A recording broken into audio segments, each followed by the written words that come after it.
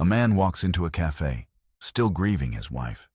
It's been 3 years since he's done anything remotely close to this.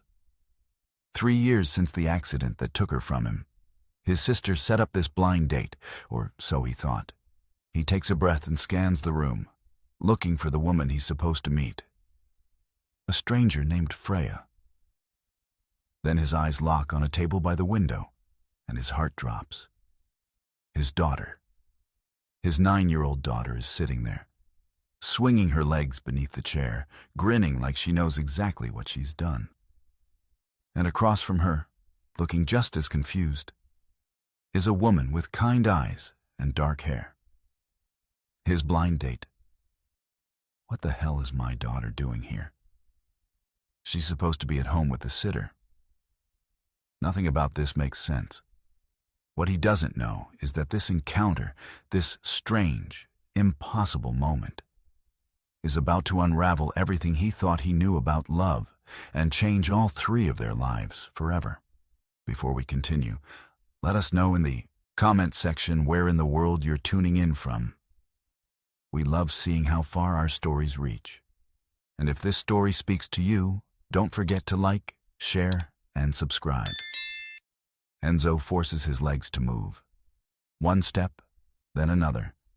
The cafe feels too bright, too loud, too full of people living normal lives, while his has just tilted sideways.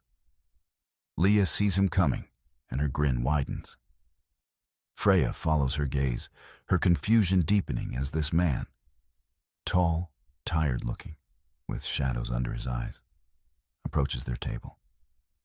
"Dad," Leah says brightly, like they'd planned this all along. "Leah." His voice comes out strangled. "What are you doing here?" "Surprise." She bounces in her seat. "I wanted to make sure you actually came." Freya's eyebrows shoot up. "Wait, this is your dad?" "Yeah," Leah beams. "Enzo, meet Freya. Freya, meet my dad." Enzo stares at his daughter, then at Freya, then back at Leah. You set this up?" "Uh-huh." Leah nods proudly. "Aunt Maria thinks she did, but I used her phone." "You've been sad for too long, Dad. Mom wouldn't want you to be sad forever." The mention of Esther hits him like a fist to the chest. He can't breathe, can't process this. His 9-year-old daughter catfished him into a blind date? Freya clears her throat softly. I'm really confused right now, but maybe you should sit down." Enzo doesn't know what else to do, so he sits. His hands are shaking. He shoves them under the table. "Leah," he says, trying to keep his voice steady. "This isn't okay. You can't just—" I know. Leah sighs dramatically. "But you kept saying no. And I saw Freya's profile on Aunt Maria's dating app. And she seemed really nice. And she likes soccer too, so I thought—" "You went through Maria's dating app?" "Just a little." Leah shrugs. "Anyway, I'm gonna go get a cookie. You two should talk." She hops off her chair before Enzo can stop her, skipping toward the counter like she hasn't just blown up his entire evening. Silence falls over the table, heavy and awkward. Freya speaks first. "So, this is not how I imagined tonight going. Join the club." Enzo runs a hand through his hair. "I'm so sorry. I had no idea I thought my sister set this up. I didn't know Leah was involved. I didn't even know she knew what a dating app was." She's resourceful, I'll give her that. Freya's lips twitch into a small smile. And for what it's worth, she wrote a pretty convincing profile.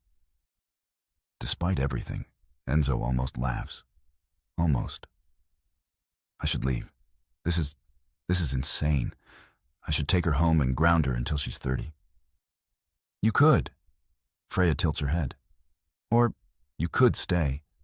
I mean, we're already here, and your daughter clearly went through a lot of trouble." Enzo looks at her, really looks at her for the first time.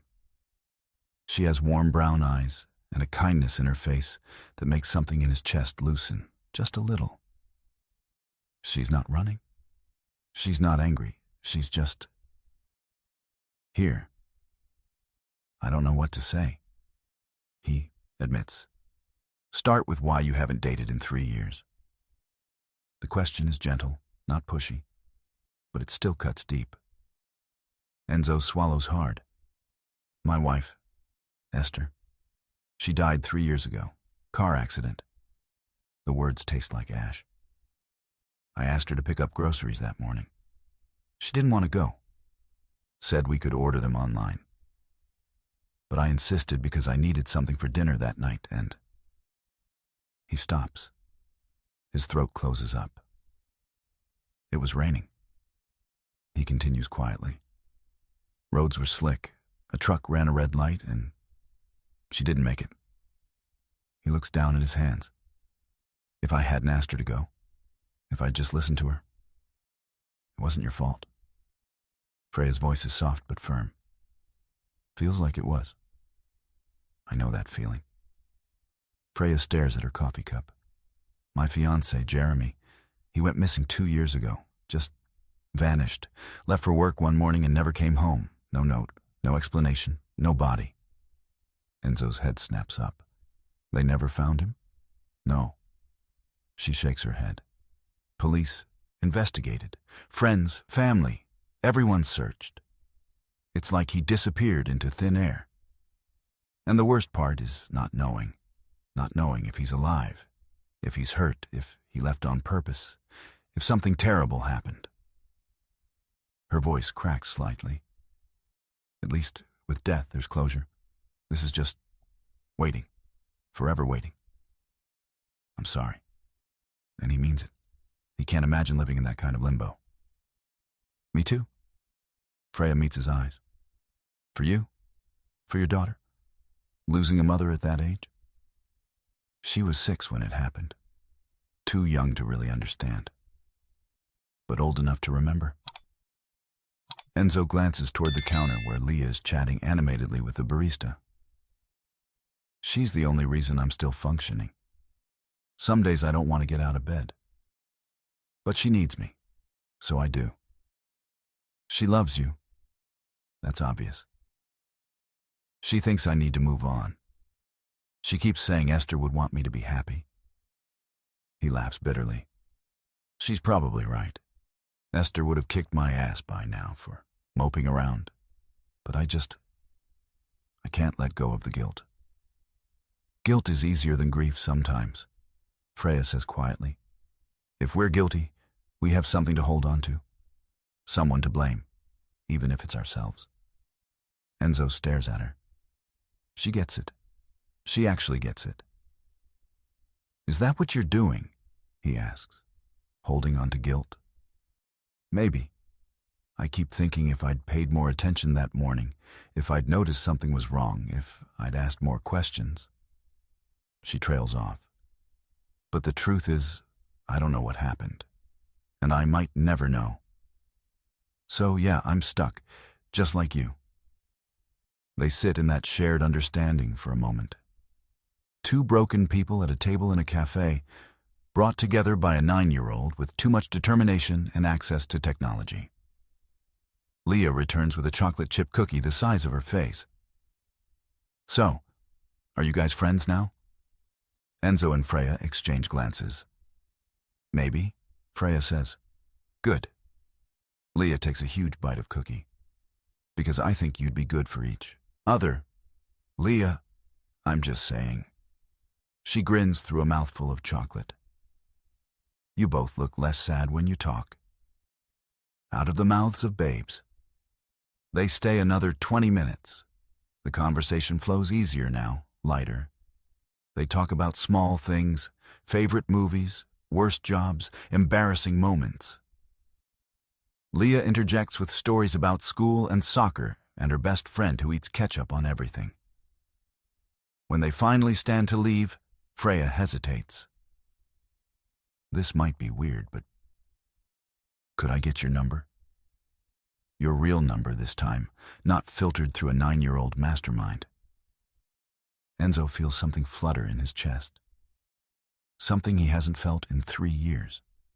Something dangerous and terrifying, and maybe, just maybe, a little bit like hope. Yeah, yeah, okay. They exchange numbers. Their fingers brush as she hands his phone back, and the touch lingers longer than it should. Outside, under the glow of streetlights, Leah takes her father's hand. She's nice, right? She whispers. Yes, sweetheart. She's nice. Are you mad at me? Enzo looks down at his daughter, this fierce, loving, impossible child who refuses to let him drown in his grief. I should be. What you did was wrong. But I'm not. He squeezes her hand. Not completely, anyway. Leah smiles, and for the first time in 3 years, Enzo smiles back without forcing it. That night, after Leah is tucked into bed, his phone buzzes. Freya, thank you for staying tonight.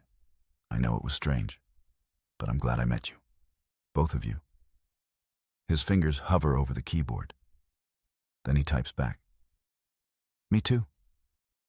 The texts start small. Good morning messages. How was your day? Leah asks about you. Simple things that don't demand too much, but keep the thread between them alive. Freya. Leah's hilarious, by the way. She sent me a friend request on Instagram. Should I be worried? Enzo. Very. She's relentless.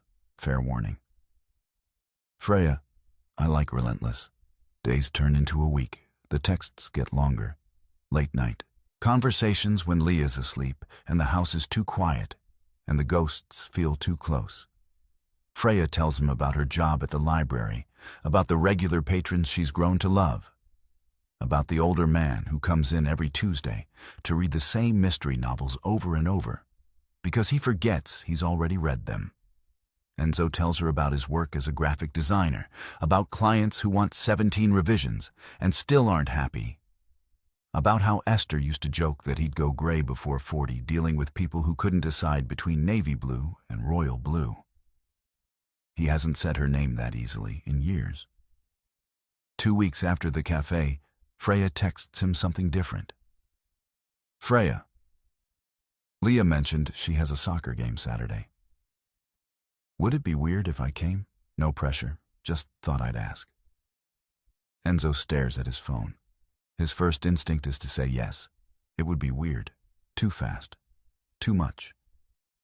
But then he thinks about the way Leah's face lit up when she talked about Freya at dinner last night, about how she asked 3 times if he was going to text her back.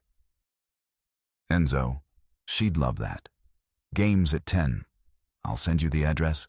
Saturday morning is crisp and clear. Enzo spots Freya the moment she walks onto the field. Jeans, sneakers, a light jacket, hair pulled back in a ponytail. She looks nervous. You came, he says, and he's smiling before he can stop himself. I promised, didn't I? She glances toward the field where kids are warming up. Which one's Leah? Number 7, the one currently doing cartwheels instead of stretching. Freya laughs. That tracks. They sit together on the metal bleachers, close enough that their shoulders almost touch.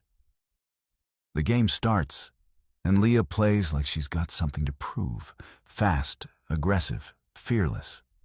She scores twice, and each time she looks toward the stands to make sure they're watching. She's really good, Freya says. She gets that from Esther. I'm useless at sports. It's the first time he's said something positive about Esther without the words getting stuck. Freya notices. She doesn't comment, but her hand brushes against his, and this time she doesn't pull away.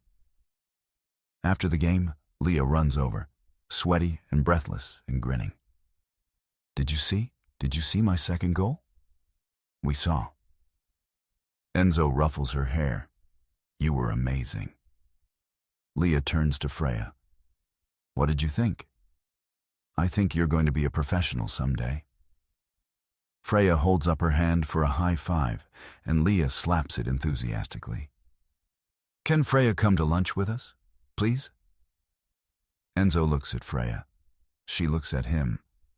There's a question in her eyes, and he answers it with a small nod. "I'd love to," Freya says. They go to a diner that serves breakfast all day. Leah orders pancakes with whipped cream and strawberries and talks non-stop about the game, about school, about everything and nothing. Freya listens like every word matters, asks questions, laughs at Leah's jokes, even when they don't quite land.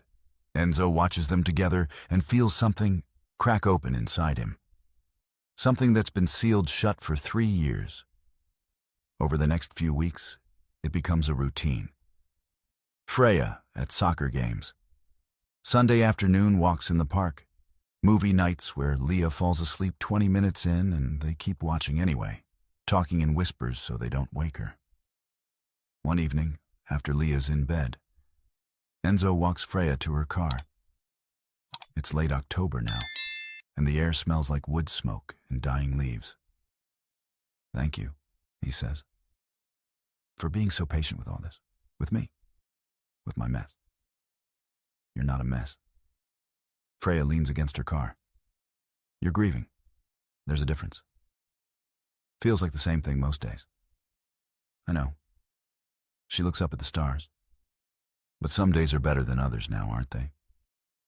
He thinks about it, really thinks. Yeah, they are.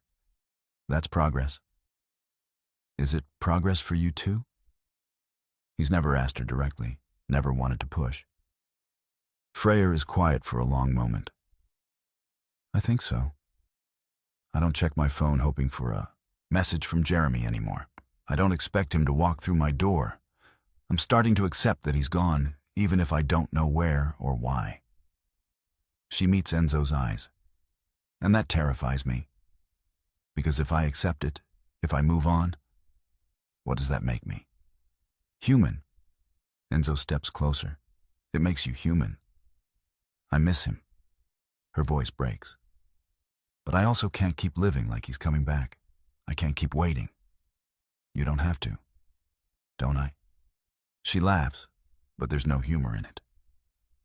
What if he does come back? What if I move on and then he shows up and... Freya. Enzo reaches for her hand. You can't live your life on what-ifs. Believe me, I've tried. It'll destroy you. She squeezes his hand. Her eyes are glassy with unshed tears. When did you get so wise? About 5 minutes ago. He smiles softly. I'm figuring this out as I go. Me too. They stand there in the quiet, hands linked, the space between them charged with something neither of them is quite ready to name yet. 3 days later, Enzo asks her on a real date. Just the two of them. No Leah, no distractions. Are you sure? Freya asks over the phone. No, but I want to try. Okay. He can hear the smile in her voice. Let's try. The restaurant is small and intimate, candles on every table, soft jazz playing in the background. Enzo's hands are sweating. He hasn't been this nervous since his first date with Esther 15 years ago. But Freya is there, across from him, looking beautiful in a simple dress. And suddenly the nervousness fades into something warmer. They talk about everything. About their childhoods, their families, their dreams before life got complicated. Freya wanted to be a writer once. Enzo wanted to travel the world.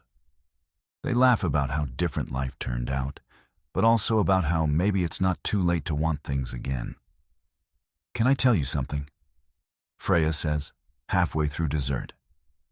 I haven't felt this alive in 2 years, and it scares the hell out of me. Good scared or bad scared? Both. She reaches across the table, fingers finding his. But mostly good. Enzo's heart is pounding. I feel the same way. Like I'm betraying Esther just by being here. But also like maybe this is what she'd want, for me to keep living. She'd want that. Freya's grip tightens. And Jeremy, wherever he is, would want that for me too. I have to believe that. Outside the restaurant, under the glow of streetlights and a half moon, Enzo walks Freya to her car.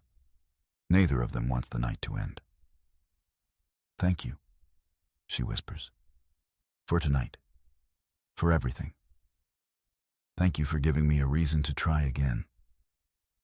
They're standing so close now. Close enough that he can see the flecks of gold in her brown eyes, close enough to feel the warmth radiating off her skin. "Enzo," she breathes. And then he kisses her. It's soft and tentative, and tastes like wine and hope and second chances. When they pull apart, Freya's eyes are bright. "I love you." The words tumble out before Enzo can stop them. God, is it too soon to say that? Maybe it's too soon. I love you too. Freya's laughing and crying at the same time. "I love you too." They kiss again, longer this time, deeper, like they're making up for all the lost time and lonely nights and futures they thought they'd never have. That night, Freya drives home with a lightness in her chest she hasn't felt in years. She parks in her driveway, leans back in her seat, and just breathes. Really breathes. She's alive. She's in love. She's allowed to be happy. Inside her apartment, she changes into pajamas and climbs into bed, replaying the entire evening in her head. Enzo's smile, his kiss, the way he said, "I love you," like he was handing her his heart and trusting her not to break it. Her phone buzzes on the nightstand, probably Enzo saying goodnight. She picks it up smiling before she even looks at the screen. But the message isn't from Enzo. Unknown number. 3 words that make her blood turn cold. "I miss you, Frey." Frey. Only one person ever called her that. Only one person shortened her name that exact way, with that exact spelling. Jeremy. Her hands start shaking. The phone slips from her fingers onto the blanket. She stares at the message like it might disappear if she looks at it long enough. No, this isn't possible. Jeremy's been gone for 2 years. 2 years of silence. 2 years of searching and waiting, and finally starting to move on. It has to be a mistake. A cruel joke. Someone who got her number by accident. She deletes the message with trembling fingers, blocks the number, throws her phone onto the nightstand like it might burn her. But she can't unsee those words. "I miss you, Frey." And as she lies in the darkness, staring at the ceiling, her chest tight with something between hope and horror, one thought keeps circling through her mind. What if it's really him? Freya doesn't sleep. She lies in bed, staring at the ceiling, watching shadows shift across the walls as headlights pass outside. Every time she closes her eyes, she sees those 3 words. Every time her phone buzzes, her heart stops, but it doesn't buzz again. By morning, she's convinced herself it was nothing. A wrong number. Some kid pranking random people. A glitch. Anything except what her heart keeps whispering in the dark spaces of her mind. She showers, gets dressed, tries to act normal. Enzo texted her goodnight after she'd already deleted the message, and she'd forced herself to respond with a heart emoji, nothing more. She can't tell him. Not yet. Not when she doesn't even know what it means. Besides, they're supposed to meet today. He's taking her to this little bookstore he loves, the one Leah keeps talking about, that has a cat that sits in the window and judges customers. Freya needs normal. She needs to see Enzo's face and remember that last night was real, that what they have is real. She's pulling on her jacket when someone knocks on her door. It's too early for Enzo. They're not meeting for another hour. Freya opens the door, expecting a delivery or a neighbor or literally anyone else. Jeremy is standing there. The world tilts. Her knees buckle. She grabs the doorframe to keep from falling. He looks exactly the same. Same brown hair, same green eyes, same dimple in his left cheek when he smiles. He's thinner maybe, a little worn around the edges, but it's him. It's undeniably, impossibly him. "Hi, Frey." His voice cracks. "I missed you, baby." She can't speak, can't breathe, can't process what she's seeing. Can I come in?" He shifts his weight nervously. "I know this is a shock. I know I owe you explanations. I know." "Where were you?" The words rip out of her, raw and sharp. "Where the hell were you? It's complicated." He runs a hand through his hair, and the gesture is so familiar, it makes her chest ache. "Can we talk inside? Please?" Freya's mind is screaming at her. Screaming to slam the door, to call the police, to call Enzo, to do anything except let this ghost from her past cross her threshold. But her body moves on autopilot, stepping aside, letting him in. Jeremy walks into her apartment like he still belongs there. He looks around, taking in the changes, the new couch, the different curtains, the photos on the wall that don't include him anymore. "You redecorated," he says softly. "You were gone for 2 years." Her voice is shaking. "What did you expect?" I know, and I'm sorry. God, Frey, I'm so sorry." He turns to face her, and there are tears in his eyes. "I wanted to contact you. Every single day, I wanted to call, to text, to let you know I was okay. But I couldn't. Why not? I was in trouble. Bad trouble. I owed money to people you don't say no to. And they were going to hurt you to get to me." The words pour out fast, desperate. "So I left. I disappeared to keep you safe. I've been working, saving, trying to pay off what I owed so I could come back. And I finally did it. I'm free. We're free." Freya's head is spinning. "You're lying. I'm not. You left me. You let me think you were dead. You let me grieve for 2 years, and now you show up talking about debt and danger like that? Makes it okay?" "It doesn't make it okay." Jeremy steps closer. "Nothing makes it okay, but I had no choice, Frey. If I'd stayed, they would have killed you. I left to save your life." "Stop." She holds up a hand. "Just stop. I can't do this right now. I love you." His voice breaks. "I never stopped loving you. I thought about you every day. I dreamed about coming home to you. That's what kept me going." Tears stream down Freya's face. "You don't get to do this. You don't get to walk back into my life and say you love me like nothing happened. I know it's not that simple. It's not simple at all." She's shouting now. "Do you have any idea what you put me through? The police investigations, the search parties, the nights I stayed awake wondering if you were hurt, or dead, or if you'd left me on purpose. I mourned you, Jeremy. I buried you in my heart because I had no body to bury anywhere else. I'm sorry." He's crying too now. "I'm so sorry." They stand there in her living room. 2 people who once planned a future together, now strangers separated by an ocean of hurt. Freya's phone buzzes. She glances at it automatically. "Enzo. On my way. Can't wait to see you." The text is like a bucket of ice water. "Enzo. God. Enzo. You're seeing someone." Jeremy's seen her face, read the truth there. "That's none of your business." "It is, if we're getting back together." "We're not getting back together." The words explode out of her. You can't just show up and expect everything to go back to how it was." "Why not?" Jeremy's voice rises. "We were engaged, Frey. We were going to get married. We had plans. We had a life." Had. Past tense. She's shaking so hard she can barely stand. "That life ended 2 years ago when you disappeared. But I'm back now. I'm here. We can start over. We can..." Another knock on the door. Freya's heart stops. "No, not now. Please, not now." But she knows. She knows who it is before she even looks through the peephole.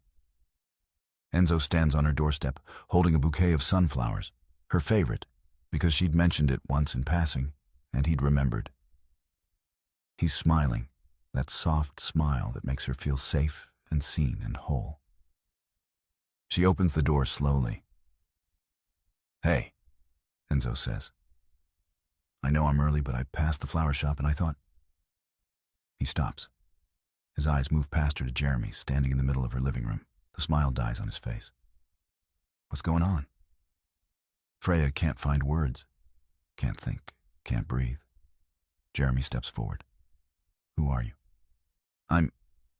Enzo looks at Freya, confusion and hurt dawning in his eyes. Who is this, Freya?" "This is Jeremy." The words taste like ash. "My fiancé." "Ex-fiancé," Enzo says. And it's not a question, it's a desperate hope. Freya can't answer, because she doesn't know. Is Jeremy her ex? Can someone be your ex when they never officially ended things, when they just vanished, when you never got closure? "Not ex," Jeremy says firmly. "We never broke up. I just had to leave for a while." "A while?" Enzo's voice is sharp now, hurt turning to anger. 2 years is a while? I don't expect you to understand. You're right, I don't. Enzo looks at Freya again, and the pain in his eyes makes her want to die. "Freya, what is this?" "I don't know." It's the only honest answer she has. "He showed up this morning. I didn't know. I swear I didn't know he was coming back. But he's back now." Enzo's jaw clenches. "And you let him in." What was I supposed to do? Slam the door in his face? Maybe. Enzo's hands shake around the sunflowers. "God, Freya, we said we loved each other last night. And now?" He looks at Jeremy, then back at her. "Is that what I am? A placeholder until he came back?" "No." The word tears out of her. "No, Enzo, it's not like that." "Then what is it like?" His voice cracks. "Because from where I'm standing, the love of your life just walked back through your door, and I'm just the guy who helped you pass the time. That's not fair. None of this is fair." He's shouting now, and Enzo never shouts. "I opened my heart to you. I let you in. I let Leah love you. And now what? You're going to choose him? The man who abandoned you for 2 years?" "I didn't abandon her." Jeremy cuts in. "I was protecting her." "Stay out of this," Enzo snaps, not taking his eyes off Freya. "This is between me and her." "Actually, it's between me and her," Jeremy says. "We were together first. We have history." "History?" Enzo laughs bitterly. "She spent 2 years grieving you. 2 years thinking you were dead. And I was there. I was there when she cried about you, when she talked about how much it hurt not knowing. Where were you?" "Trying to stay alive so I could come back to her." "Enough!" Freya's scream cuts through the argument. "Both of you, just stop." Silence crashes down. Both men stare at her, waiting. Freya looks at Jeremy, the man she'd planned to marry, the man who knew her before grief carved her into someone new. Then she looks at Enzo, the man who helped her remember how to live again, who looked at her broken pieces and didn't flinch. Her heart is tearing itself in two. "I need time," she whispers. "I need to think." "Time?" Enzo's face crumbles. "Freya, please, don't do this." "I don't know what else to do." Tears stream down her face. "Jeremy was my whole future. We were building a life. And then he vanished, and I had to rebuild myself from nothing. And now he's back, and you're here, and I don't." Her voice breaks. "I don't know how to choose." "Choose?" Enzo stares at her like she's just driven a knife between his ribs. "You're actually considering this. You're actually thinking about going back to him." "I don't know what I'm thinking." She's sobbing now. "I just need time to process this. Please." Enzo drops the sunflowers. They scatter across her doorstep, bright yellow petals against gray concrete. I open my heart to you, he says quietly. After 3 years of being dead inside, I let myself feel again. For you. He backs away. But I can't compete with a ghost, and I won't wait around while you figure out if I'm worth choosing. Enzo, please. But he's already walking away, down the stairs, out of sight. Freya stands frozen in her doorway, tears streaming down her face, Jeremy behind her, and Enzo's retreating figure in front of her. 2 men, 2 futures, 2 different versions of herself reflected in their eyes. And she has no idea which one is real. Jeremy's hand touches her shoulder. Frey, come inside. Let's talk. We can figure this out. She looks at his hand, then at the empty stairwell where Enzo disappeared. Her phone buzzes one last time. She doesn't look at it, can't look at it, because whatever it says will either break her heart or make her decision for her, and she's not ready for either. If you enjoyed this story and want to see what Freya chooses, drop part 2 in the comments right now. What would you do if you were in Freya's shoes? The person you thought you lost forever comes back just when you'd found someone new. Would you choose the past or the future? Drop your answer below. Your thoughts might just influence what happens next. Don't forget to like this video, share it with someone who loves a good love story, and subscribe to Soul Story for more emotional journeys that'll keep you guessing until the very end. Hit that notification bell so you don't miss part 2. We'll see you in the next one.